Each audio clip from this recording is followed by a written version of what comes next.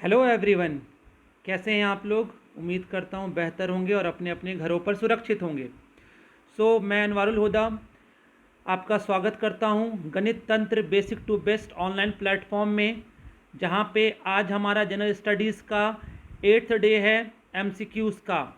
जहां पर आज तक हम लोगों ने 7 दिनों में कम से कम हर दिन हम लोगों ने 30 क्वेश्चन देखा है, मतलब 210 क्वेश्चन हम लोगों ने अभी तक कंप्लीट कर लिया है अपने सीरीज़ में। आज हमारा 8th डे है। आज फिर हम लोग 30 क्वेश्चन के सेट्स को देखेंगे। उम्मीद करता हूं कि आप लोग बहुत ही ज़्यादा इन्जॉय करेंगे आज का सेशन।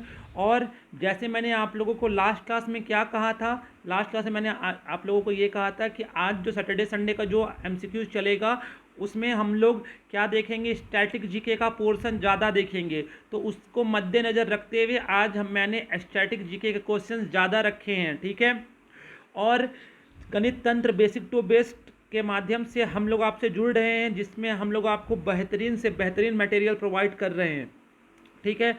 बहुत लोगों का क्वेरी था कि सर टेलीग्राम में लिंक, हाँ तो देखो जो भी अभी तक मैंने 7 क्यूज, जो कल का जो 7th डे का जो क्यूज था उसको मैंने टेलीग्राम में अपलोड कर दिया है। डिस्क्रिप्टिव बॉक्स में नीचे जाइए, वहाँ लिंक है टेलीग्राम का, उस पर जाकर लिंक पे ऐड होकर टेलीग्राम ग्रुप में जुड़ जाइए। वहाँ पर आपका डे 7 का क्विज का क्या दिया हुआ है, पीडीएफ दिया हुआ है। क्लियर है, समझ में आया प्यारे बच्चों।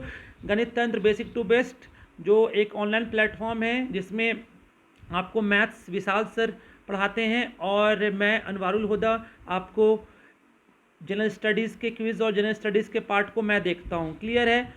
हम लोग आज का क्लास स्टार्ट करते हैं।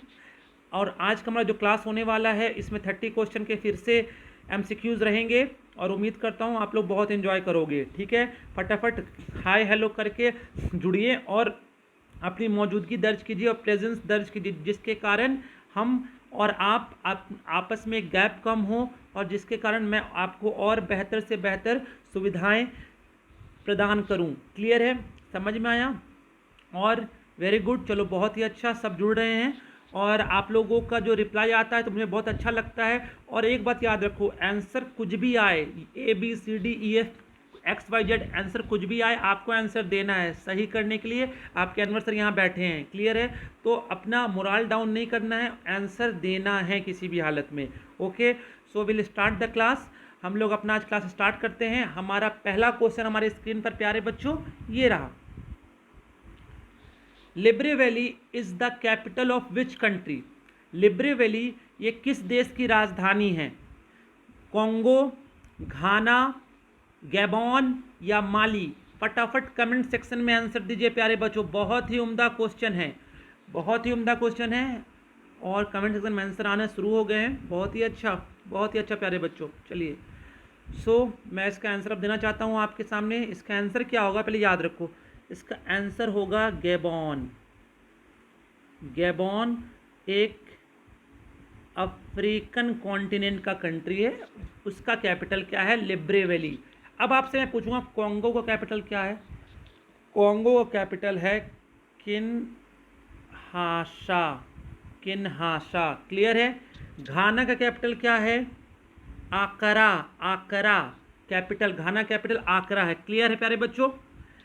माली का कैपिटल क्या है, बमाको। बमाको, बमाको है कैपिटल माली का, बमाको, ठीक है। तो इसका क्या आंसर होगा, गैबॉन। वेरी गुड, जिनका आंसर राइट है बहुत ही अच्छा, बहुत ही उम्दा। जिनके आंसर सही हैं वेरी गुड। अब हम लोग नेक्स्ट क्वेश्चन की ओर बढ़ते हैं। नेक्स्ट क्वेश्चन हमारे स्क्रीन पर प्यारे बच्चों ये रहा।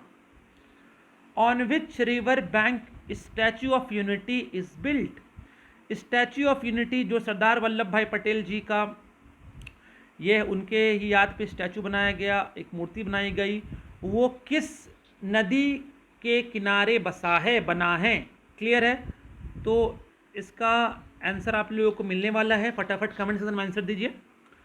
Okay very good. चलिए अब मैं आपको इसका आंसर बताता हूँ। देखो सबसे पहले स्टैचू ये किसका, सरदार वल्लभ भाई पटेल जी के याद में बनाया गया।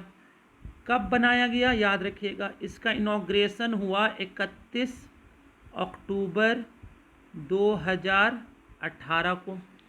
क्लियर है, समझ में आया। और ये बनना शुरुआत कब हुआ था, 2010 में। इसको बनाने में कौन इसको बनाने में कौन हेल्प किया, इसका मतलब पूरा कंस्ट्रक्शन का काम कौन किया, L&T, लार्सन एंड टर्बो। याद रखिएगा ये दुनिया का सबसे ऊंचा स्टैचू है, याद रखिएगा सबसे ऊंचा स्टैचू है, 182 मीटर इसका हाइट है। कुल मिलाकर 2989 करोड़ रुपीस इसमें खर्च हुए इसको बनने में, और इसके डिजाइनर का नाम था राम वी सूत्रा। राम वी सूत्र जी ने इसको डिज़ाइन किया था, और ये गुजरात के नर्मदा रिवर के किनारे बसा है, और इसी नर्मदा रिवर पे गुजरात में सरदार सरोवर डैम है। क्लियर है, समझ में आया प्यारे बच्चों। तो इस यूनिटी, स्टैचू ऑफ यूनिटी कब इसका इनॉग्रेशन हुआ, हमारे माननीय प्रधानमंत्री साहब ने 31 अक्टूबर 2018 को इसका इनॉग्रेशन किया। सरदार वल्लभ भाई पटेल जी के नाम पे है। इसका हाइट कितना है, 182 मीटर है। ये पूरे विश्व का सबसे बड़ा, सबसे ऊंचा स्टैचू है। क्लियर है, लार्सन एंड टर्बो ने इसको मिलकर कंप्लीट कराया, और ये 2010 में बनना स्टार्ट हुआ था। और किस नदी के किनारे बसा है, नर्मदा नदी के किनारे। क्लियर है, समझ में आया प्यारे बच्चों। चलो अब हम लोग नेक्स्ट क्वेश्चन की ओर बढ़ते हैं, जिसका राइट आंसर है वेरी गुड। नेक्स्ट क्वेश्चन हमारे स्क्रीन पर ये रहा, Fateh Sagar lake is situated in which city. Fateh Sagar lake Bharat के किस शहर में बसा है, फतेहपुर, लखनऊ, कोलकाता, उदयपुर, जयपुर। फटाफट कमेंट सेक्शन में आपके आंसर आने चाहिए। बहुत ही इजी क्वेश्चन है, स्टैटिक जीके का बहुत ही लाजवाब क्वेश्चन है। Okay good. सो इसका राइट आंसर मैं आपको बताता हूँ। इसका राइट आंसर, आपका समय समाप्त होता है अब। इसका राइट आंसर होगा Udaipur. Udaipur is the right answer. ठीक है, फतेह सिंह के नाम पे ये फतेह सागर लेक बनाया गया। उदयपुर कहाँ पर है, राजस्थान में। क्लियर है, सबके कमेंट्स में आंसर आ गए हैं, बहुत ही अच्छा। अब लोग नेक्स्ट क्वेश्चन की ओर बढ़ते हैं, जिनके राइट आंसर है वेरी गुड। नेक्स्ट क्वेश्चन हमारे स्क्रीन पर ये रहा, Namdapha national park is situated in. Namdapha national park Bharat के किस राज्य में है, मेघालय, मणिपुर, सिक्किम, अरुणाचल प्रदेश। ओके गुड, चलिए कमेंट सेक्शन में आंसर आ रहे हैं, वेरी गुड। ओके, तो नमदापा नेशनल पार्क, अब मैं इसका राइट आंसर बताता हूँ। आपका समय समाप्त होता है अब। इसका राइट आंसर क्या होगा, इसका राइट आंसर होगा अरुणाचल प्रदेश। अरुणाचल प्रदेश में नमदापा नेशनल पार्क है। क्लियर है, कुल मिला के भारत में 106 नेशनल पार्क है, और भारत का सबसे पुराना national park, the oldest national park of India, Jim Corbett national park, जो 1936 में बना था, कहाँ पर है, नैनीताल, उत्तराखंड में। और इसका एक और नाम है हैलीज नेशनल पार्क। क्लियर है, भारत का सबसे बड़ा नेशनल पार्क, क्षेत्र के हिसाब से सबसे बड़ा नेशनल पार्क कौन है, क्षेत्र के हिसाब से सबसे बड़ा नेशनल पार्क है Hemis national park, Jammu and Kashmir में। और उसी हेमिस नेशनल पार्क में भारत में एक ही जगह रॉयल स्टैग जो होता है बारहसिंघा, सबसे उच्च कोटि का वहीं मिलता है। क्लियर है, उच्च प्रजाति का। उसके बाद अगर मैं बोलूँगा सबसे छोटा नेशनल पार्क सबसे एरिया में, तो मंडला फॉसिल नेशनल पार्क है, वो है मध्य प्रदेश में। भारत में किस राज्य में सबसे ज़्यादा नेशनल पार्क है, मध्य प्रदेश में। क्लियर है, तो नमदापा नेशनल पार्क अरुणाचल प्रदेश में है। और यहाँ पर कौन सा एनिमल बहुत फेमस पाया जाता है, ठीक है, यहाँ पर रेड जाइंट स्क्वेरल, मतलब बहुत बड़े साइज का गिलहरी पाया जाता है प्यारे बच्चों। ठीक है, तो अरुणाचल प्रदेश का राइट आंसर है। जिनके आंसर राइट है, वेरी गुड। अब हम लोग नेक्स्ट क्वेश्चन की ओर बढ़ते हैं। नेक्स्ट क्वेश्चन हमारे स्क्रीन पर ये रहा, द 11th डे लॉन्ग धानु जत्रा is celebrated in which state of India. धानु जत्रा जो एक फेस्टिवल है, वो भारत के किस राज्य में 11 दिन तक मनाया जाता है, वेस्ट बंगाल, उड़ीसा, आंध्र प्रदेश, तमिलनाडु, कर्नाटका। फटाफट कमेंट सेक्शन में आंसर आने चाहिए। चलिए गुड, वेरी गुड। अब हम लोग इसका आंसर देखते हैं। इसका राइट आंसर क्या होगा, इसका राइट आंसर होगा उड़ीसा। उड़ीसा में एक जगह है बाड़गढ़, बाड़गढ़ डिस्ट्रिक्ट में धानु जत्रा फेस्टिवल मनाया जाता है 31 दिसंबर से 10 जनवरी हर साल मनाया जाता है धानु जत्रा। और ये विश्व का सबसे बड़ा ओपन एयर थिएटर है। यहाँ पे बहुत कुछ, यहाँ पर ड्रामा होता है, मींस बहुत ही अलग अलग ट्राइबल लोग अपना यहाँ पे ड्रामा को पेश करते हैं। क्लियर है, तो इसका राइट आंसर क्या होगा, उड़ीसा। बहुत ही अच्छा, बहुत ही उम्दा, जिसके आंसर राइट है उड़ीसा, वेरी गुड। अब हम लोग नेक्स्ट क्वेश्चन की ओर बढ़ते हैं। नेक्स्ट क्वेश्चन हमारे स्क्रीन पर ये रहा, विच monument was a symbol of power and majesty of the British Empire। इनमें से वो कौन सा धरोहर है जो ब्रिटिश सरकार का, ब्रिटिश एम्पायर का, ब्रिटिश साम्राज्य का एक शक्तिशाली रूप हमें दिखाता है? Gateway of India, India gate, Taj Mahal, Qutub Minar, none of this. फटाफट कमेंट सेक्शन में आंसर दीजिए प्यारे बच्चों, बहुत ही अच्छा क्वेश्चन है। चलिए, बहुत ही अच्छा, सबके आंसर आ रहे हैं। लाइक शेयर सब्सक्राइब करते जाइएगा प्यारे बच्चों, ठीक है ना, सबको करना है जिससे हमें और भी मोटिवेशन मिले। चलिए, तो इसका राइट आंसर आपका समय समाप्त होता है। अब इसका राइट आंसर क्या होगा प्यारे बच्चों? Gateway of India. Gateway of India 1911 में बनकर रेडी हुआ था, ठीक है। और ये किसके अराइवल के लिए बना था? देखो, 1911 में भारत में दो ब्रिटिश एम्पायर से दो लोग आए थे जिनका नाम था जॉर्ज पंचम और उनकी वाइफ क्वीन मेरी। उनके स्वागत के लिए, भारत में उनके स्वागत के लिए उस समय गेटवे ऑफ इंडिया को हम लोग बोलते थे अपोलो बंदर, उस बंदरगाह का नाम था, उसी वहीं पर क्या बनाया गया? Gateway of India. और इसी गेटवे के अंदर से कौन इंटर किए थे? इसी गेटवे के अंदर से जॉर्ज पंचम और क्वीन मेरी भारत आई थी। उस समय भारत में 3rd दिल्ली दरबार होना था प्यारे बच्चों। और आप गेटवे ऑफ इंडिया जाओगे, उसी के पास में होटल ताज है और ये हमारे देश के बहुत ही रेपुटेटेड जगह है। क्लियर है? तो गेटवे ऑफ इंडिया। ताजमहल किसने बनाया? सबको पता है, शाहजहां जी ने बनाया था। कुतुब मीनार कुतुबुद्दीन ऐबक जी ने उसका काम स्टार्ट करवाया था, इल्तुतमिश ने खत्म किया था। क्लियर है? समझ में आया? तो इसका राइट आंसर को गेटवे ऑफ इंडिया। अब हम लोग नेक्स्ट क्वेश्चन की ओर बढ़ते हैं। नेक्स्ट क्वेश्चन हमारे स्क्रीन पर ये रहा। Lipa Asrang wildlife sanctuary is in which of the following state? Lipa Asrang wildlife sanctuary जो है वो भारत के किस राज्य में? उत्तराखंड, जम्मू एंड कश्मीर, मणिपुर और आपका हिमाचल प्रदेश और अरुणाचल प्रदेश। तो देखो, सबसे पहले वाइल्ड लाइफ सेंचुरी का मतलब समझना। वाइल्ड लाइफ सेंचुरी का मतलब समझना, यहाँ पर सभी प्रकार के जानवर पाए जाएंगे, मगर एक जानवर पर, एक एनिमल पर सबसे ज़्यादा केयरनेस हम लोग दिखाते हैं। और ये किसके अंदर आता है? स्टेट गवर्नमेंट के अंदर आता है, इसका देख रेख, याद रखिएगा। क्लियर है? तो याद रखिए, जो लीपा Asrang wildlife century Bharat में कहाँ है? इसका मैं आपको राइट आंसर देता हूँ।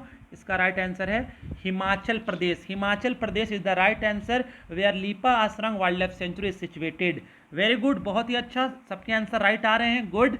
चलिए, अब लोग नेक्स्ट क्वेश्चन की ओर बढ़ते हैं प्यारे बच्चों। नेक्स्ट क्वेश्चन हमारे स्क्रीन पर ये रहा। Kambala, which was in news recently, is a traditional sport of which state? Karnataka, Andhra Pradesh, Kerala, Tamil Nadu. फटाफट कमेंट सेक्शन में आंसर आने चाहिए, ज़्यादा वक्त नहीं दूंगा मैं।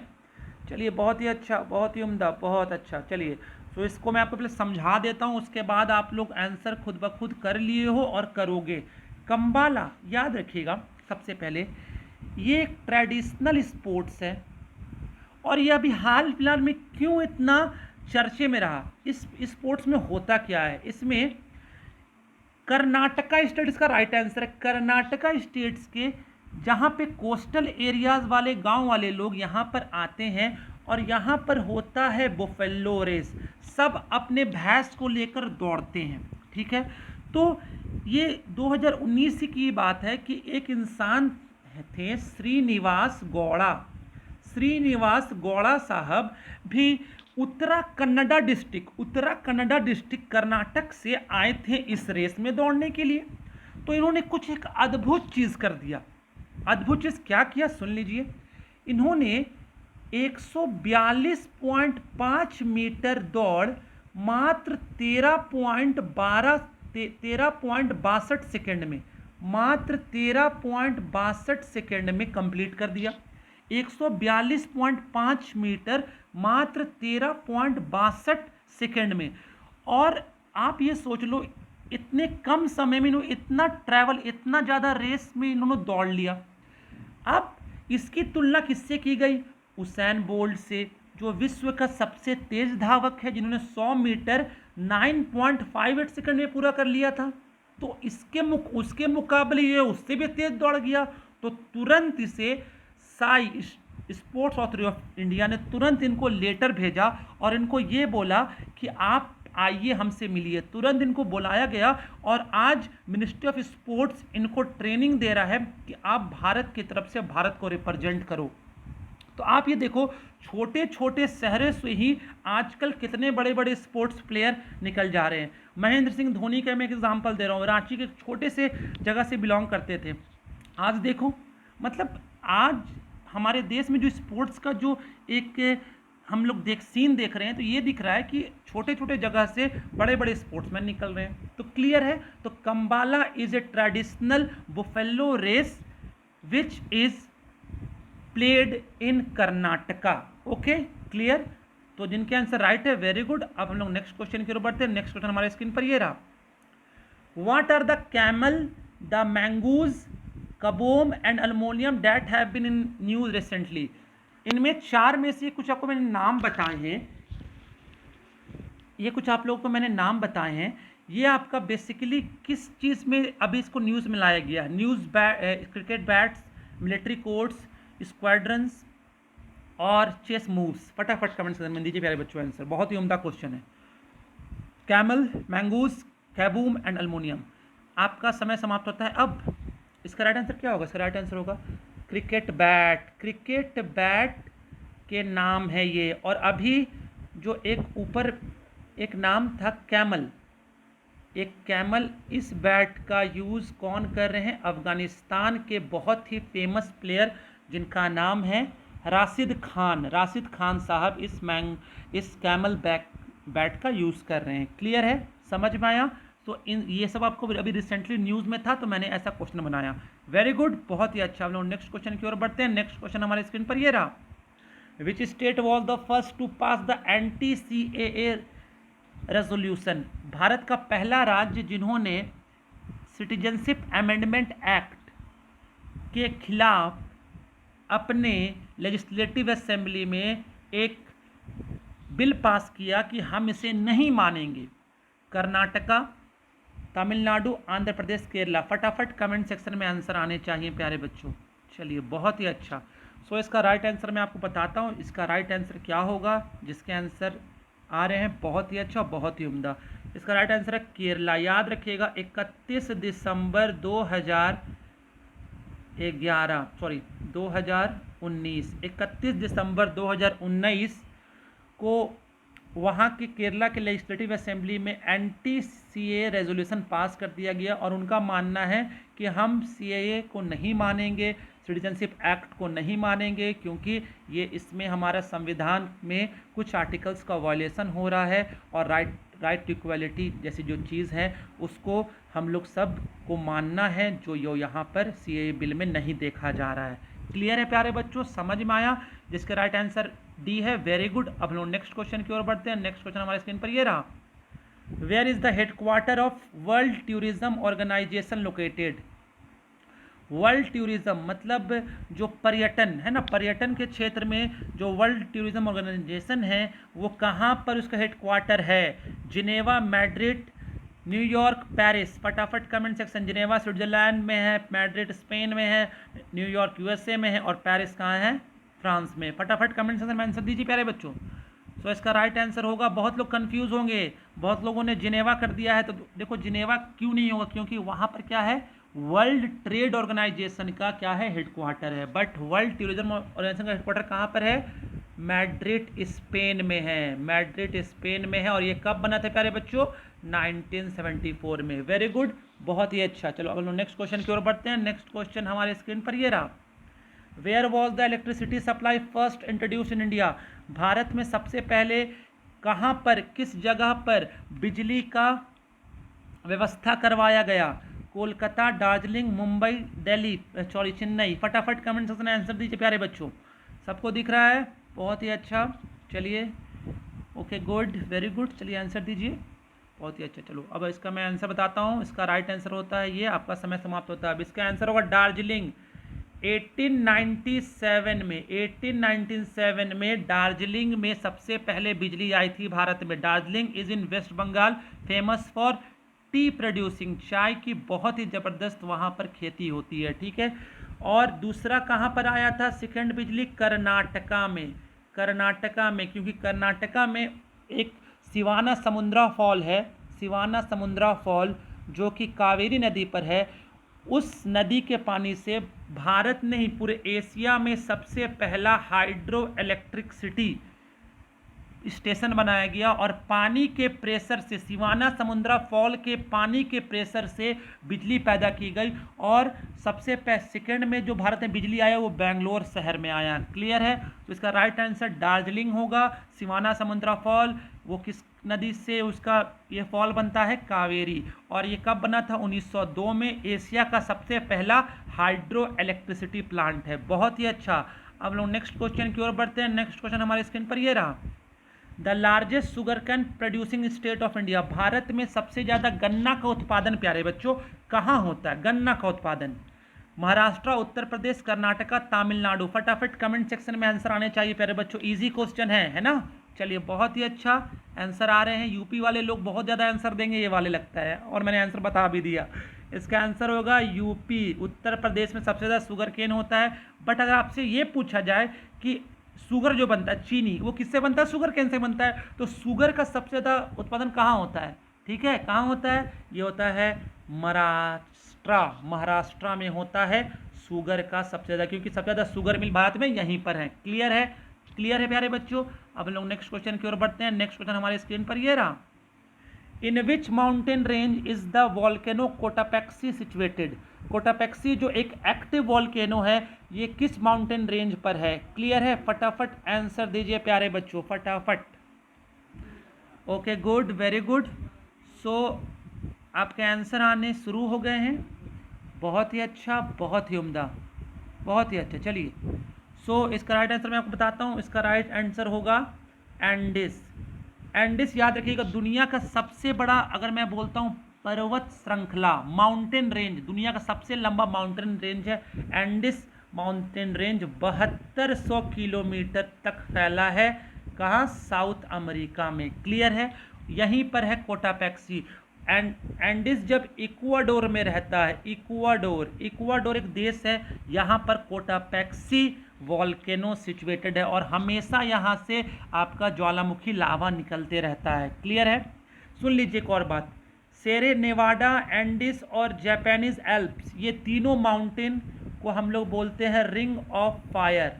Ring of fire. अब पूछोगे आप लोग कि बच्चों की रिंग ऑफ फायर सर क्या है? याद रखिएगा, पैसिफिक ओशन जो कि किधर साइड है? आप इधर जापान के साइड चले जाओ और उधर आप लोग वेस्टर्न यूएसए की तरफ चले जाओ, तो बीच में जो समंदर दिखता है वो क्या है? आपका पैसिफिक ओशन। ठीक है, वो ओशन है।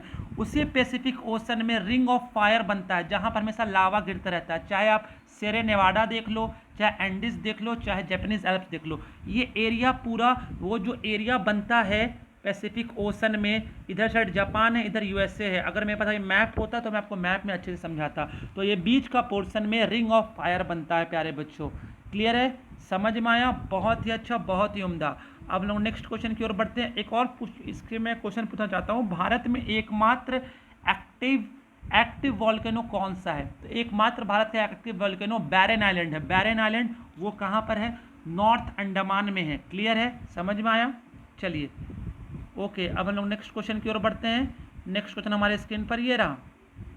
The headquarter of central rice research institute is located in. जो चावल का जो रिसर्च इंस्टीट्यूट है, ठीक है, केंद्रीय चावल का जो रिसर्च इंस्टीट्यूट है वो भारत के, उसका हेडक्वार्टर भारत के किस जगह पर है? शिमला में है, चंडीगढ़ में है, लखनऊ, कटक में है या कोलकाता में? फटाफट कमेंट सेक्शन में आंसर दिए प्यारे बच्चों। स्टैटिक क्वेश्चन का ये जबरदस्त क्वेश्चन है। Okay, good, very good. सबके आंसर आ रहे हैं प्यारे बच्चों, बहुत ही अच्छा। अनवर सर खुश हुए हैं। अब हम लोग नेक्स्ट क्वेश्चन देखते हैं, बट इसका आंसर तो बताना पड़ेगा। इसका आंसर होगा कटक। कटक में है central rice research institute. Clear है? जो चावल का जो अनुसंधान केंद्र है, केंद्रीय चावल अनुसंधान केंद्र कहाँ पर है? कटक उड़ीसा। ठीक है, उड़ीसा में। और शिमला में क्या है? याद रखिएगा, पोटैटो रिसर्च, आलू का जो रिसर्च सेंटर है वो कहाँ पर है? शिमला में है। बहुत ही अच्छा। चलो हम लोग नेक्स्ट क्वेश्चन की ओर बढ़ते हैं जिसके आंसर कटक है। Very good, keep it up प्यारे बच्चों। सो अब हम लोग का नेक्स्ट क्वेश्चन हमारे स्क्रीन पर ये रहा। Who among the following is said to have witnessed the reign of 8 Delhi सुल्तान? इनमें से वो कौन सा एक इंसान था जिन्होंने 8 दिल्ली सुल्तान को उनके तख्त पर बैठते हुए देखा और उतरते हुए भी देखा? जियाउद्दीन बरनी, शमसे सिराफ अफीफ, मिन्हाज उस सिराज और आमिर खुसरो। फटाफट कमेंट सेक्शन में आंसर दीजिए, बहुत ही ज़बरदस्त क्वेश्चन है। और मुझे एक वाक़या याद आ गया, 15 अक्टूबर 2017 में एक पेपर हुआ था आईबी का, ACIO का, है ना, ACIO का पेपर हुआ था। तो उस ACIO पोस्ट के जो पेपर हुआ था उसमें ये क्वेश्चन पूछा था प्यारे बच्चों। सो इसका राइट आंसर मैं आपको बता देता हूँ, इसका राइट आंसर क्या होगा? Very good, it's Aamir Khusro. Aamir Khusro साहब को क्या उन्होंने 8 दिल्ली के सुल्तान को तख्त पे बैठते हुए देखा, उतरते हुए देखा। और ये आमिर खुसरो बहुत ही ज़बरदस्त पोएट थे, बहुत ही गज़ल वाले पोएट, आपका गज़ल बोलने वाले। और भारत में सुन लो, ये एक पर्शियन लैंग्वेज के पोएट थे, बट ये उर्दू और हिंदी ही पहला एक मुस्लिम एक कवि जो हिंदी में भी कविताएं लिखता था, आमिर खुसरो। और इसी को हम लोग बोलते थे तोतियाए हिंद, तोतियाए हिंद। कभी भी आप लोग जाओगे लाल किला, तो लाल किला में दीवाने आम दीवाने खास की तरफ जाओगे तो वहाँ पर दीवारों पर इन्हीं के कविताएं लिखी हुई हैं। क्लियर है, समझ में आया? और आमिर खुसरो जो सबसे पहले सुल्तान के दरबार में थे, वो किनके दरबार में थे? बलबन के दरबार में। और ये किनके दरबार तक रहे?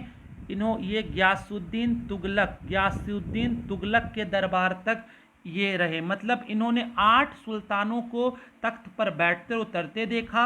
अलाउद्दीन खिलजी भी इनको बहुत ही पसंद करते थे। मतलब बलबन से लेके गयासुद्दीन तुगलक, मतलब आपका स्लेव डायनेस्टी से लेके तुगलक डायनेस्टी तक, ये उस फेज में इन्होंने अपना काम किया और कार्य किया। क्लियर है? एक बार इनका मैं वाकया बताता हूँ। एक बार ये कहाँ गए? कश्मीर गए। तो कश्मीर जब गए तो इनके मुंह से एक लाइन निकला, वो लाइन मैं आपके सामने जिक्र करना चाहता हूँ। एक पर्शियन लाइन है। वो क्या बोले थे?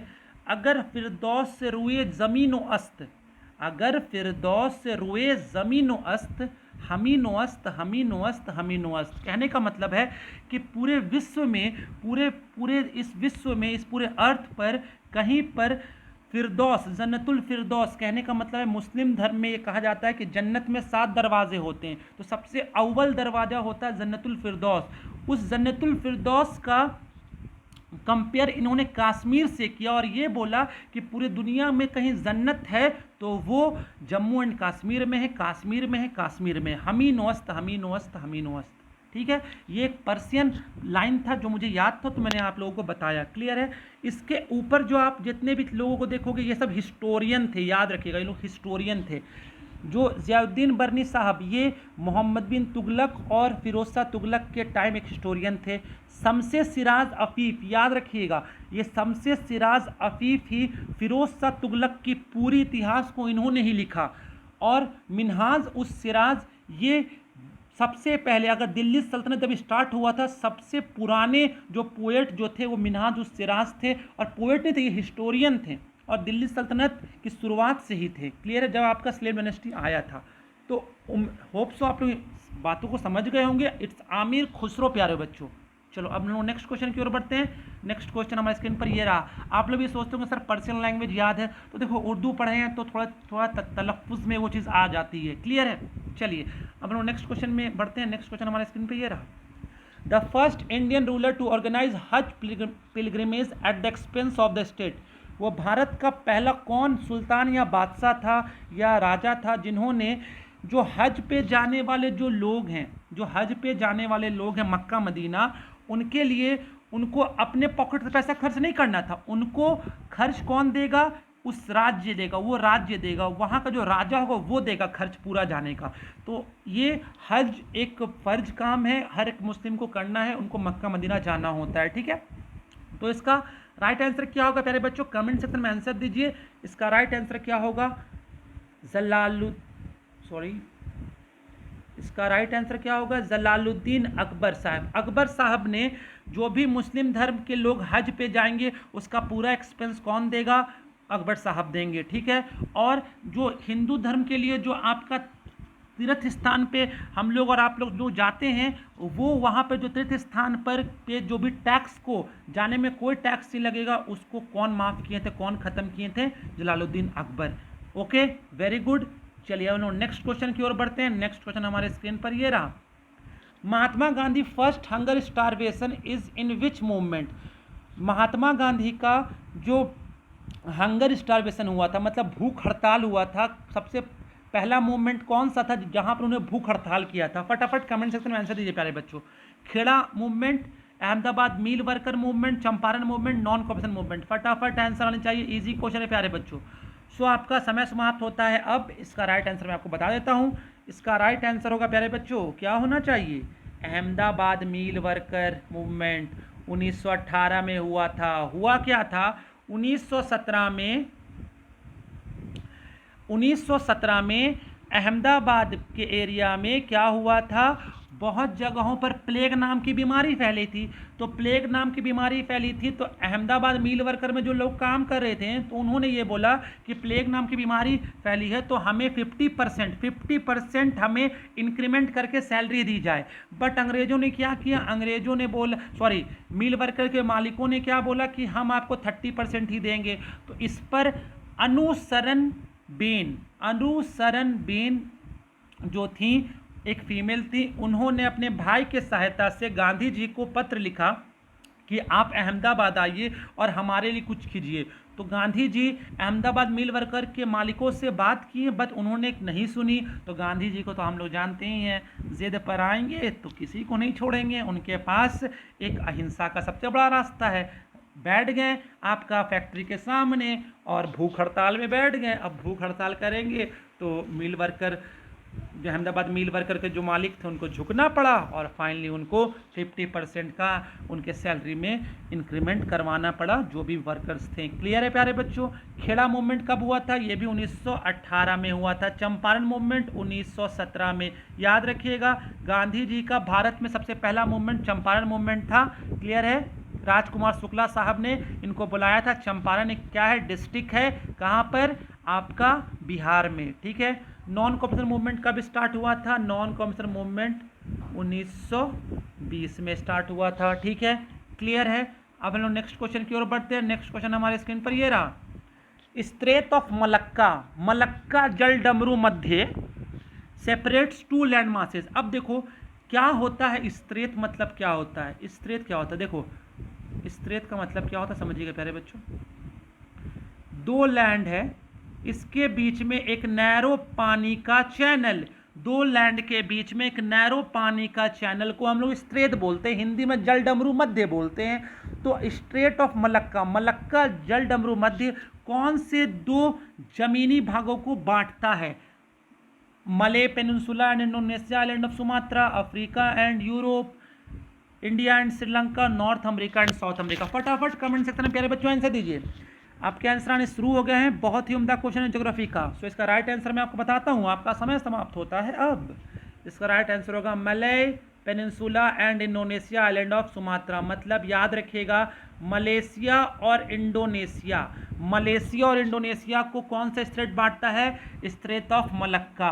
क्लियर है? समझ में आया? मैप में आप लोग देख लीजिएगा एटलस पे। अभी हमारे पास मैप नहीं है।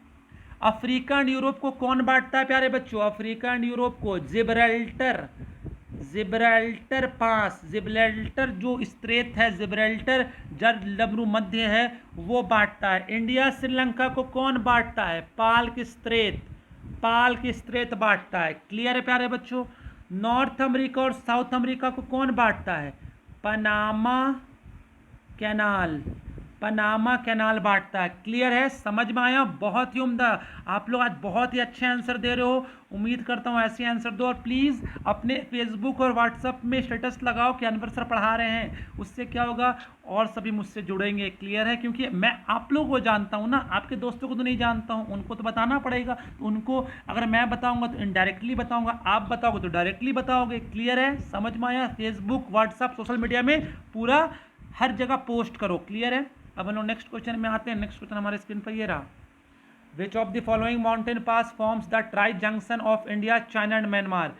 इनमें से कौन सा वो दर्रा है, एक पर्वतीय दर्रा है जो चाइना, इंडिया और म्यांमार के बीचों बीच है, वो ट्राई जंक्शन पैदा करता है? नाथुला पास, जलेपला पास, बोमडिला पास, दीपू पास। फटाफट कमेंट सेक्शन में प्यारे बच्चों आंसर आने चाहिए। Okay, good, very good. चलिए, बहुत ही अच्छा। इसका राइट आंसर मैं आपको देना चाहता हूँ। इसका राइट आंसर क्या होगा? दीपू पास। दीपू पास अरुणाचल प्रदेश में है। ये ट्राई जंक्शन है। इसी ट्राई जंक्शन से एक रास्ता इंडिया जाएगा, एक म्यांमार जाएगा और एक चाइना जाएगा। क्लियर है। और दीपू पास मैकमोहन लाइन पे है। मैकमोहन लाइन क्या है? इंडिया और चाइना को सेपरेट करता है वो लाइन। बोमडिला पास भी अरुणाचल प्रदेश में। जलेपला पास सिक्किम में है। नाथुला पास सिक्किम में है। ठीक है, क्लियर है। सिक्किम नाथुला पास को इंडो चाइना वॉर के बाद इस पास को बंद कर दिया गया था, बट 2004 में इसे फिर से स्टार्ट किया गया। क्लियर है। अब लोग नेक्स्ट क्वेश्चन की ओर बढ़ते हैं। नेक्स्ट क्वेश्चन हमारे स्क्रीन पर ये रहा। Who is the chairman of general council of India? General council of India का चेयरमैन कौन होते हैं? Prime minister, governor, home minister, president. फटाफट कमेंट सेक्शन में आंसर दीजिए प्यारे बच्चों। Okay good. पहला बात तो ये समझ लो कि जनरल काउंसिल जो होता है वो एक अनकॉन्स्टिट्यूशनल, नॉन कॉन्स्टिट्यूशनल बॉडी है, गैर संविधानिक कार्यालय है। क्लियर है। ये कब बना था जनरल काउंसिल बना था 1956 में। क्लियर है। भारत को अभी कुल मिलाकर 6 जोन में बांटा गया है। Northern, southern, western, central, eastern, उसके बाद आपका नॉर्थ ईस्ट। क्लियर है। तो इसके कौन होते हैं? चेयरमैन। तो याद रखिएगा इसका आंसर, सभी लोगों ने प्राइम मिनिस्टर भी आंसर दे रखे हैं। बहुत ही अच्छा। चलिए इसका राइट आंसर मैं आपको बताता हूँ। इसका राइट आंसर क्या होगा?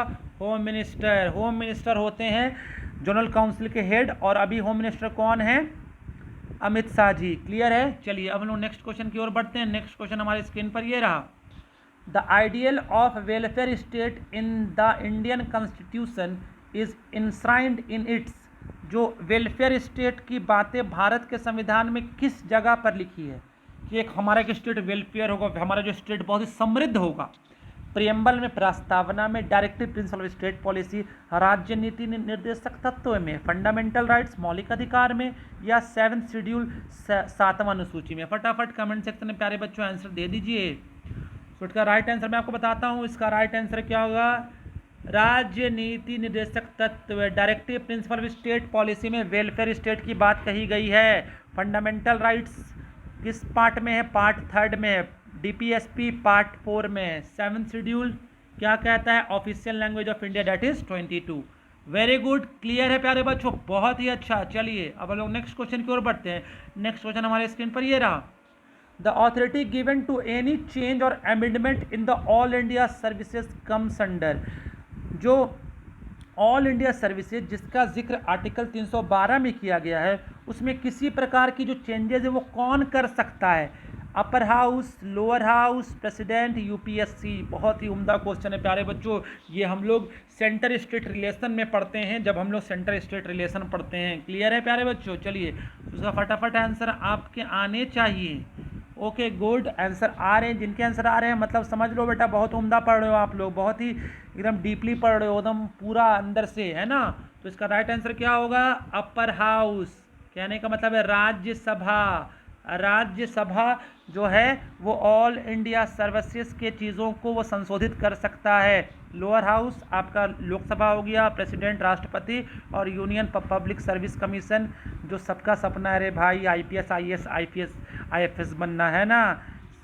अशोक एम्बलम और सितारा अपने कंधों पे दिखना चाहिए। क्लियर है। चलिए अब लोग नेक्स्ट क्वेश्चन में और बढ़ते हैं। नेक्स्ट क्वेश्चन हमारे स्क्रीन पर ये रहा। In the digestion process when the food mixed with the saliva. जब पाचन क्रिया होती है तो जब हमारा भोजन हमारे लार से मिलता है तो उस भोजन को क्या बोलते हैं?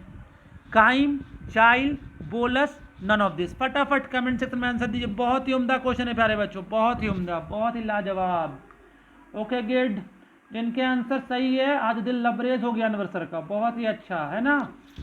वल्ला वल्ला। ओके तो इसका राइट आंसर मैं आपको बताता हूँ। इसका राइट आंसर क्या होगा? बोलस। बोलस। जब कभी भी याद रखिएगा फूड स्लाइवा से मिलेगा तो उसको बोलते हैं बोलस। जब फूड एसिड से मिलेगा हमारा, जब HCl से मिलेगा तो उसको बोलेंगे काइम। और जब फूड इंटेस्टाइनल जूसेस से मिलेगा तो उसको बोलेंगे चाइल। क्लियर है, समझ में आया? फूड स्लाइवा के साथ बोलस, फूड एसिड के साथ काइम, फूड आपका इंटेस्टाइनल जूस के साथ उसको चाइल बोलते हैं। ठीक है, चाइल पढ़ते हैं। ओके नेक्स्ट क्वेश्चन हमारे स्क्रीन पर ये रहा, जिसके आंसर राइट है bolus. Very good. Which of the following hormone is called love hormone. वो कौन सा हार्मोन है जो प्यार हार्मोन जिसे कहते हैं? ठीक है, अब प्यार हार्मोन का पहले मतलब समझ लीजिए। जैसे अगर हमको किसी भी लोग से अफेक्शन होता है, ठीक है, चाहे वो कोई भी, चाहे माता पिता, भाई बहन, लड़का लड़की, जिससे अफेक्शन होता है, तभी हमारा ऑक्सीटोसिन हार्मोन निकलता है। जब याद रखिएगा ऑक्सीटोसिन हार्मोन नहीं निकलेगा तो अफेक्शन होगा ही नहीं कभी भी। एक माँ अपने बच्चे को दूध पिलाती है तो क्या होता है कि जब तक उसका ऑक्सीटोसिन हार्मोन उसकी माँ के ब्रेन से नहीं वो निकलेगा तब तक उसका दूध नहीं निकलेगा और वो अपने बच्चे को दूध नहीं पिला पाएगी। क्लियर है? तो लव हार्मोन कब होता है? जब आपका किसी के साथ एफेक्शनेस होता है, मतलब अफेक्शन होता है, ठीक है। और एक बात और याद रखिएगा, इससे हम लोग बर्थ हार्मोन, लव हार्मोन और बर्थ हार्मोन भी कहते हैं। जब कोई माँ प्रेग्नेंट होती हैं, उसके बच्चे होते हैं, तो जब वो लेबर पेन होता है तो लेबर पेन के वक्त ये लव हार्मोन या बर्थ हार्मोन रिलीज होता है, क्योंकि उससे फिर हम मतलब दर्द जो है वो कम होता है। क्लियर है? तो वो कौन सा हार्मोन, इसको लव हार्मोन बोलते हैं प्यारे बच्चों, लव हार्मोन बोलते हैं। फटाफट कमेंट सेक्शन में आंसर दीजिए। राइट आंसर क्या है? ऑक्सीटोसिन। ऑक्सीटोसिन को बोलते हैं लव हार्मोन, जो कहाँ पर पाया जाता है? पिट्यूटरी ग्लैंड, पीयूष ग्रंथि में पाया जाता है, ठीक है, पीयूष ग्रंथि में पाया जाता है। सो समझ में आया? क्लियर है?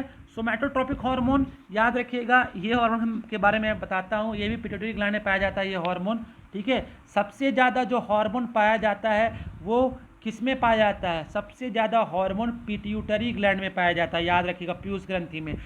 एसटीएच हार्मोन, अगर इस हार्मोन की शरीर में कमी होगी तो कोई इंसान नाटा रह जाएगा, ठीक है, उसका हाइट कम रह जाएगा, ठीक है। और जिसके एसटीएच ज़्यादा है उसका हाइट लंबा हो जाए। तो फटाफट कमेंट सेक्शन में प्यारे बच्चों आंसर दीजिए ना कि एसटीएच सोमैटोट्रोपिक हार्मोन किसके शरीर में कम है, किसके शरीर में ज़्यादा है। सब एक हाथ उठा के दीजिए आंसर, है कि नहीं? तो इस पर तो कोई आंसर देगा नहीं, है कि नहीं? तो अब देखो नेक्स्ट है प्रोलैक्टिन, जिसके आंसर आ रहे हैं मैं देख रहा हूँ। प्रोलैक्टिन याद रखिएगा, जब कभी भी कोई माँ अपने बच्चे को दूध पिलाती है तो प्रोलैक्टिन की मात्रा हार्मोन ज़्यादा रहेगी तो दूध ज़्यादा निकलेगा बच्चे को पिलाने के लिए, और कम रहेगी तो बच्चों को पिलाने के लिए दूध कम निकलेगा। क्लियर है प्यारे बच्चों? मेलाटोनिन हार्मोन याद रखिएगा, ये पाया जाता है, ये तीनों हार्मोन पाए जाएंगे किसमें? प्रोलैक्टिन, एसटीएच और ऑक्सीटोसिन पिट्यूटरी ग्लैंड में। मेलाटोनिन हार्मोन पाया जाता है पीनियल ग्लैंड में, ठीक है, पीनियल ग्रंथि में पाया जाता है बीचों बीच। इसी पीनियल ग्रंथि को थर्ड आई ग्लैंड भी बोलते हैं। इस मेलाटोनिन हार्मोन के वजह से ही हमारी नींद खुलती है, बंद होती है प्यारे बच्चों। मेलाटोनिन हार्मोन निकलना स्टार्ट तो क्या होगा? हमें नींद आने लगेगा, और मेलाटोनिन हार्मोन निकलना बंद हो जाएगा तो हमारी नींद खुल जाएगी। इसी को हम लोग बोलते हैं नाइट हार्मोन, डार्कनेस हार्मोन।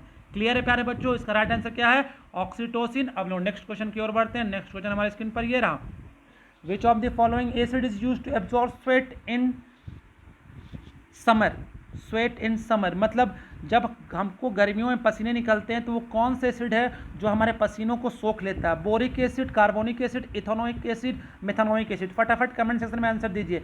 मैं आपको एक हिंट देता हूँ, हम लोग अपने घर पे टेल्कम पाउडर यूज़ करते हैं ना, जिससे वो क्या करता है, वो पसीना को पूरा एब्जॉर्ब कर लेता है। उसमें कौन सा एसिड पाया जाता है प्यारे बच्चों? फटाफट। ओके, जिसका आंसर राइट है, वेरी गुड। इसका राइट आंसर क्या होगा? बोरिक एसिड होगा राइट आंसर। बहुत ही अच्छा, बहुत ही उम्दा प्यारे बच्चों, जिनका आंसर राइट है, वेरी गुड। और प्लीज़ लाइक शेयर सब्सक्राइब करते जाओ, और फटाफट एफबी और व्हाट्सएप पे, ट्विटर में, हर जगह शेयर करो कि अनुज सर का क्लास हो रहा है, ठीक है। चलिए अब लोग नेक्स्ट क्वेश्चन की ओर बढ़ते हैं। नेक्स्ट क्वेश्चन हमारे स्क्रीन पर ये रहा, which of the following elements are use in the treatment of blood cancer?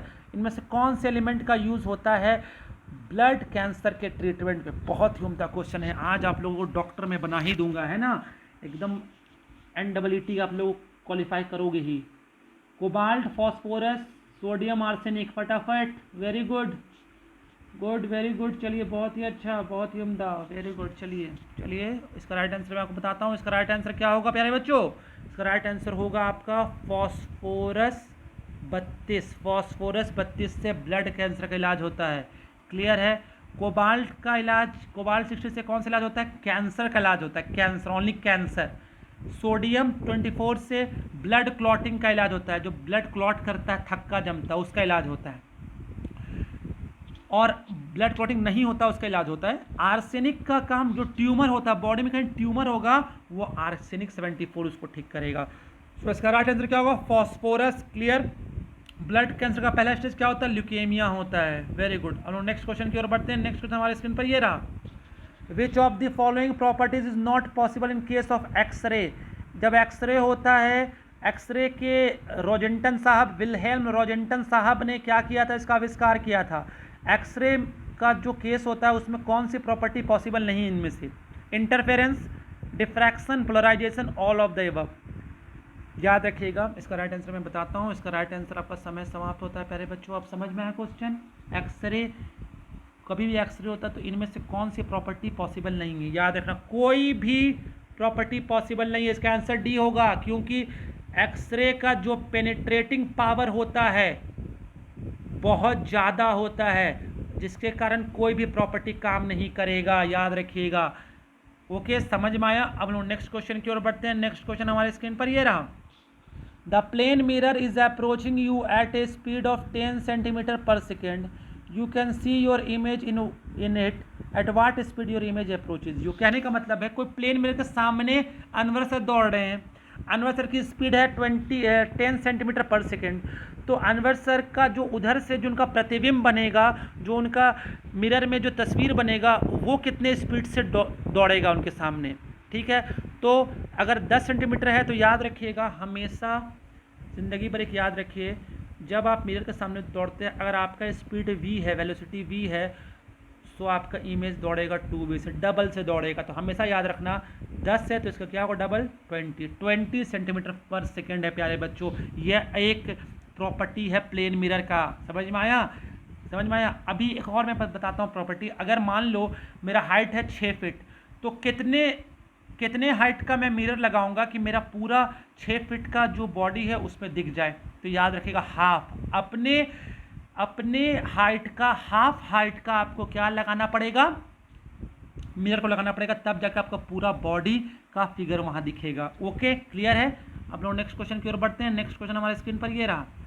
World teacher day is celebrated on which date?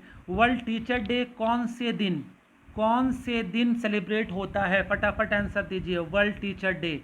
ठीक है, बहुत लोग का आंसर आ रहा है और आप लोग मुझे बहुत विश करते थे। मुझे याद है, जो बच्चे पुराने जुड़े हुए हैं, है ना, उस दिन बहुत मुझे विश करते थे, बहुत सारे गिफ्ट्स मिलते थे मेरे को। सो इसका राइट आंसर मैं बताता हूँ। बहुत लोगों ने कन्फ्यूज़न में क्या मार दिया है, 5 सितंबर। याद रखना प्यारे बच्चों, इंडियन टीचर डे है, सर्वपल्ली राधाकृष्णन जी के याद में। वर्ल्ड टीचर डे मनाया जाता है 5 अक्टूबर। समझ में आया? 5 अक्टूबर। 22 मार्च को कौन सा डे मनाया जाता है? Water day. ठीक है, 12 जनवरी को कौन सा डे मनाया जाता है? Youth day. यूथ डे किसके याद में मनाया जाता है? स्वामी विवेकानंद। क्लियर है? समझ में आया? आज हमारा सेशन यहीं पर समाप्त होता है। उम्मीद करता हूँ आप लोग बहुत एंजॉय किए होंगे, बहुत ज़्यादा एंजॉय किए होंगे, है ना। सो आज का 30 क्वेश्चन का सीरीज़, जिन लोगों ने स्टैटिक जीके का मांग किया था, पहला 15 क्वेश्चन स्टैटिक जीके रखा है, उसके बाद फिर मैंने अपने क्वेश्चन डाल दिए हैं। क्लियर है? तो समझ में ये आना चाहिए कि आप लोग बहुत ही अच्छा जवाब दे रहे हो और मुझे रोज़ ये बोलना ना पड़े। स्कोर कार्ड फटाफट लिखते भी जाइए आप लोग। और प्लीज़ आप लोग लाइक शेयर सब्सक्राइब कीजिए और प्लीज़ शेयर कीजिए, तो फेसबुक, व्हाट्सएप और अन्य जो सोशल मीडिया उस पर शेयर कीजिए, कि आपके द्वारा आपके दोस्तों और आपके रिश्तेदारों को ही पता चले कि यहाँ क्लासेस हो रहे हैं। क्लियर है? इस जो हमारा 8वां दिन का जो क्विज़ है, इसका PDF मैं लिंक में कल डाल दूँगा टेलीग्राम में। और उम्मीद करता हूँ कि आप लोग ये सेशन एंजॉय किए होंगे। और जो भी अभी एग्ज़ाम्स से रिलेटेड जो भी क्वेश्चन है, आप लोग यहाँ जो कमेंट करते हैं, तो मुझे क्वेश्चन ही पूछना पड़ता है और कमेंट में आंसर भी देना पड़ता है, तो थोड़ा वक्त कम पड़ जाता है। इसलिए मैं आपको बोलता हूँ, टेलीग्राम में जुड़िए। टेलीग्राम में जो भी क्वेरी है, क्या पढ़ना है, कौन सा सब्जेक्ट रिलेटेड टॉपिक को पढ़ना है, वो बताइए। हम लोग उसका शेड्यूल बनाएंगे, हम और विशाल सर मिलके, और उसको बहुत ही अच्छे तरीके से एग्जीक्यूट करेंगे। क्योंकि आप लोग ये सोच रहे हो कि लॉकडाउन तक, ऐसा नहीं है। लॉकडाउन के बाद भी हमारा रोज़ ऐसे ही क्लास चलने वाला है। ठीक है, और उम्मीद करता हूँ आप लोग बेहतर होंगे और आप लोगों की तैयारी घर पर, कुछ नहीं भाई, कम से कम अच्छे से घर पर बैठ के कुछ वक्त निकालो पढ़ाई के लिए। मेरा क्विज़ कर रहे हो, सर का मैथ क्लास कर रहे हो, ऐसे ही करो। क्लियर है? और आप लोग अगर क्या बोलते हैं, शेयर करोगे, लाइक करोगे तो अच्छा रहेगा ना, जिससे मुझे मोटिवेशन मिलेगा, मुझे भी लगेगा यार अच्छा पढ़ा रहा हूँ, है ना कहीं चीज़ों को अच्छा डिलीवर कर रहा हूँ। सो आज के लिए इतना ही है। Thank you so much. और जिन लोगों ने यहाँ पार्टिसिपेट किया है उनको मैं थैंक यू बोलता हूँ तहे दिल से। सो आज के लिए इतना ही है। Thank you so much. Good night, सब्बा खैर।